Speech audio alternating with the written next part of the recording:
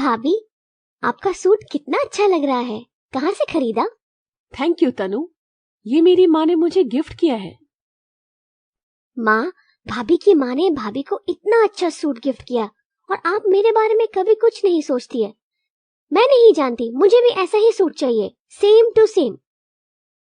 अब ये क्या माँ, भाभी घर में सूट पहन रही है, तुमने अपनी बहू को सर पर चढ़ा रखा है। हाँ भाई, क्यों नहीं, सरकारी नौकरी वाली बहू को तो सर पर चढ़ाना जरूरी भी है। तेरी भाभी ने सूट पहन रखा है? हे भगवान, इस लड़की को कितनी बार भी समझा लो पर इसको कुछ भी समझ नहीं आता। यह ससुराल है, उसका मायका नहीं है। रुक, अभी खबर लेती हूँ तेरी भाभी की। बहू, ओ बहू, जरा यहाँ आना। जी माँ, जी अभी आई। क्या हुआ माँ जी, आपने मुझे बुलाया? कुछ काम था क्या? मैं देव जी के लिए टिफिन बना रही थी। क्या बहू, तुमने आज फिर से सूट पहन लिया? कितनी बार तुमको बोल चुकी हूँ, समझ में नहीं आता क्या? ये तुम्हारा मायका नहीं है, ससुराल है, ससुराल। ससुराल के रीति रिवाज अलग होते हैं। वैसे भी तुम साड़ी में हमें ज्यादा अच्छी लगती हो। साड़ी ही पहना करो, ये सूट बूट के चोचले यहाँ नहीं चलेंगे। सिमरन बहुत उदास हो जाती है और बुझे मन से सिर्फ हाँ कहकर वहां से जाने लगती है। तभी अच्छा सुनो, ये तो तू पहनेगी नहीं, रखा रखा खराब हो जाएगा। इससे अच्छा है इसे तनु को दे दे। तेरी ननद है इकलौती, उसे देगी तो तुझे पुण्य मिलेगा। पर माँ जी, ये सूट मुझे मेरी मम्मी ने मेरे बर्थडे पर गिफ्ट किया था। हाँ तो तेरी माँ को बताना ना, यहाँ पर सूट नहीं साड़ी पहनते हैं, और अपनी माँ से साड़ी खरीदवा लेना। देख रही हूँ मैं तुम्हारी बहू को, कैसी कैंची की तरह इसकी जबान चल रही है। बहुत कंजूस है तुम्हारी बहू, एक सूट नहीं दिया जा रहा है इससे। उसकी कैंची जैसी जबान तो मैं यूं ही काट दूंगी, और रही बात सूट की तो वो तुझे लाकर दे देगी। कुछ ही देर में सिमरन साड़ी पहनकर एक थैला लेकर दरवाजे की तरफ बढ़ रही होती है। तभी भाभी, कहीं जा रही हो क्या आप? हे भगवान, इस नासपीटी से कब मेरा पीछा छूटेगा। फिर टोक दिया मुझे। इसे अपने ससुराल तो जाना नहीं है, जब देखो तब मायके में बैठी रहती है। हाँ तनु, वह मैं थोड़ा सा बाजार जा रही थी। क्या है ना, कल मेरे पापा का बर्थडे है, तो मैं सोच रही हूँ कि केक का सामान ले आती हूँ और उनके बर्थडे पे अपने हाथों से केक बनाकर उनको सरप्राइज दूंगी। ओके भाभी, जा रही हो तो मेरे लिए चॉकलेट ले आना। डेयरी मिल्क सिल्क ही पसंद है मुझे, याद है ना? हाँ, अगर मिलेगा तो जरूर ले आऊंगी। सिमरन बाजार के लिए निकल जाती है। इधर तनु अपनी माँ के पास जाती है और कहती है, आपको भनक भी है कुछ? आपके नाक के नीचे घर में क्या क्या हो रहा है? क्यों, क्या हुआ? तुम्हारी बहू बाजार गई है केक का सामान लेने के लिए। अपने पापा को बर्थडे में अपने हाथों से केक बनाकर खिलाएगी, उन्हें सरप्राइज देना है। और मैंने कहा कि मेरे लिए एक चॉकलेट ले आओ, तो कहती है हाँ मिलेगा तो ले आऊंगी। अब बाजार में चॉकलेट भी नहीं मिलेगा क्या? नहीं लाना था तो सीधा मना कर देती। आने दे सिमरन की बच्ची को, बहुत पढ़ निकल आए हैं इसके। थोड़ी देर बाद सिमरन घर पहुंचती है और घर के दरवाजे पर ही कावेरी खड़ी मिलती है। बहू, कहाँ गई थी तू? बाजार गई थी माँ जी, मेरे पापा का बर्थडे है ना, तो मैं उन्हें अपने हाथों से केक बनाकर खिलाना चाहती हूँ, इसीलिए केक का सामान लेने गई थी। पैसे तो पेड़ पर उगते हैं ना सिमरन। तुम बाजार गई और तुमने मुझसे पूछने की जरूरत भी नहीं समझी। बड़े छोटों का थोड़ा मान सम्मान भी कर लिया करो। ठीक है, जाओ भाई, बनाओ केक। अच्छा, तनु ने तुमसे चॉकलेट लाने के लिए कहा था, लाई हो तुम? हाँ माँ जी, ये लीजिए। ओहो भाभी, मैंने आपसे कहा था डेयरी मिल्क सिल्क लेकर आना, और आप तो ये क्या 10 रुपए का चॉकलेट ले आई। देख रही हूँ मैं तुम्हारे पैसे का सदुपयोग कैसे अपने मायके में कर रही है ये तुम्हारी बहू। अब रख ले यही, इससे और क्या उम्मीद की जा सकती है। ठीक है माँ, चलो अब मैं चलती हूँ अपने ससुराल, अब कल आऊंगी। इतना कहकर तनु अपना पर्स उठाकर वहां से चल जाती है। दूसरे दिन। देव, सिमरन, इतनी सुबह सुबह तुम दोनों कहाँ जा रहे हो? माँ, आज सिमरन के पापा का बर्थडे है, तो हम उन्हें सरप्राइज देने जा रहे हैं। अच्छा ठीक है, जाओ। तनु आएगी तो मैं उससे कहकर अपने लिए और उसके लिए खाना बनवा लूंगी। थैंक यू मॉम, मुझे पता था आपका यही जवाब होगा। देखा सिमरन, मैं कहता था ना, मेरी माँ बहुत समझदार है। तुम बहुत लकी हो जो तुम्हें मेरी माँ सास के रूप में मिली है। कुछ देर के बाद तनु घर पर आती है। माँ, क्या कर रही हो तुम? मुझे बहुत जोर की भूख लगी है। भाभी से कहकर आज पकौड़े तलवा दो ना मेरे लिए। आज तो तुझे ही अपने और मेरे लिए पकौड़े तलने पड़ेंगे।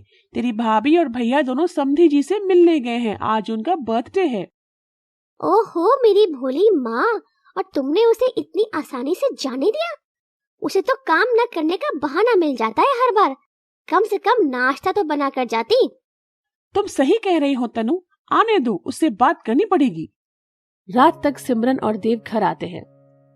तभी कावेरी जी सिमरन को आवाज देकर अपने पास बुलाती है और देव अपने रूम में चला जाता है। बहू, मायके के चलते तुम तो अपने ससुराल को ही भूल गई। कम से कम तुम्हें इस बूढ़ी सास का ख्याल तो रखना था, नाश्ता ही बनाकर चली जाती। अब वह बेचारी वहां से काम करके आए, फिर यहाँ पर भी उससे काम करवाओ, अच्छा नहीं लगता ना। और मैं भी अब बूढ़ी हो चुकी हूँ, मुझसे भी काम नहीं हो पाता है। अब जाओ, और हाँ, अगली बार से ध्यान रखना। जी माँ जी। सिमरन वहां से चली जाती है। दूसरे दिन सुबह देव को अपने कॉन्फ्रेंस के लिए कुछ दिनों के लिए बाहर जाना था, इसीलिए वह सुबह ही चला गया था। और इधर कावेरी जी अपने बगीचे में पौधों को पानी दे रही थी कि तभी उनका पैर फिसल जाता है और वह गिर पड़ती है। अपनी सास के करहाने की आवाज सुनकर सिमरन उनके पास दौड़ी दौड़ी आती है, उनको सहारा देकर उठाती है और रूम तक लेकर जाती है।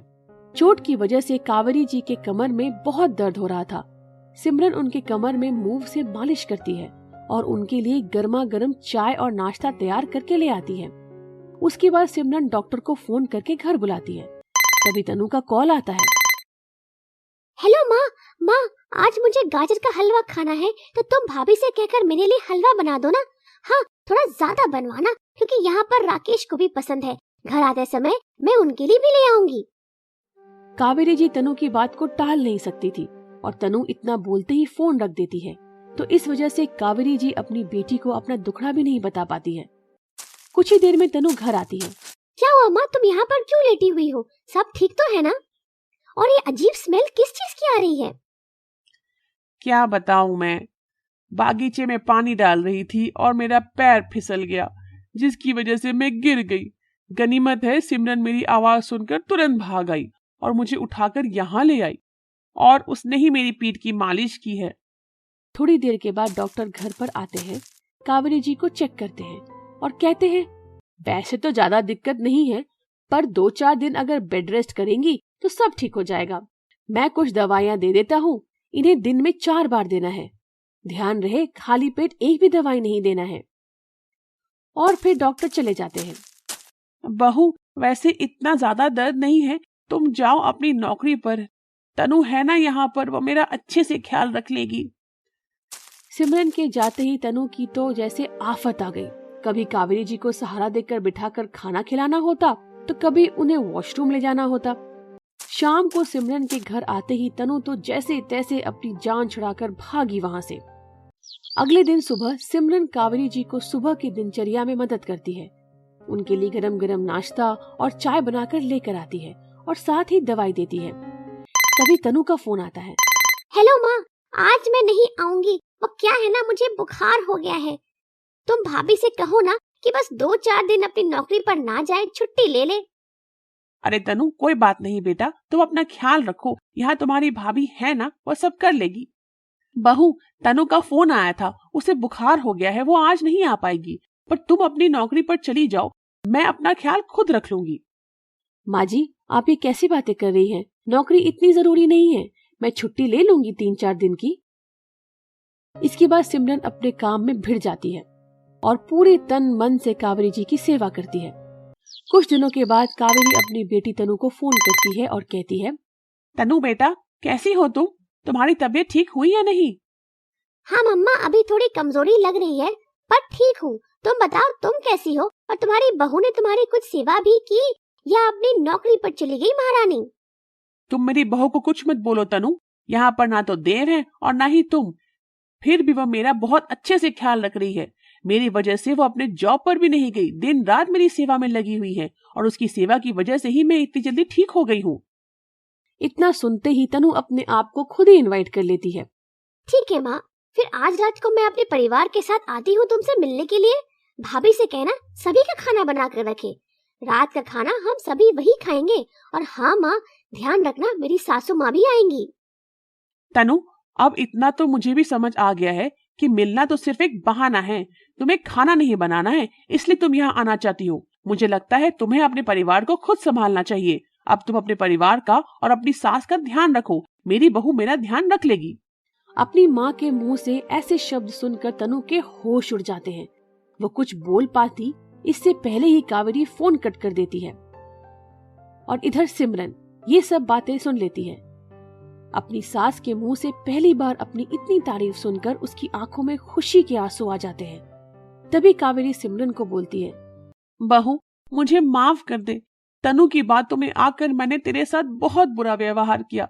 तूने मेरी इतनी सेवा की, जबकि मेरी खुद की बेटी मुझे ऐसी हालत में छोड़कर चली गई और एक बार भी मेरा हाल चाल नहीं पूछा। पर मुझे अब सब समझ आ गया है। और इतना बोलकर वो सिमरन को गले लगा लेती है। और उस दिन के बाद से कावेरी जी अपनी बहू के साथ अच्छा व्यवहार करने लगती है और दोनों सास बहू हंसी खुशी मिलजुल कर रहने लगती हैं।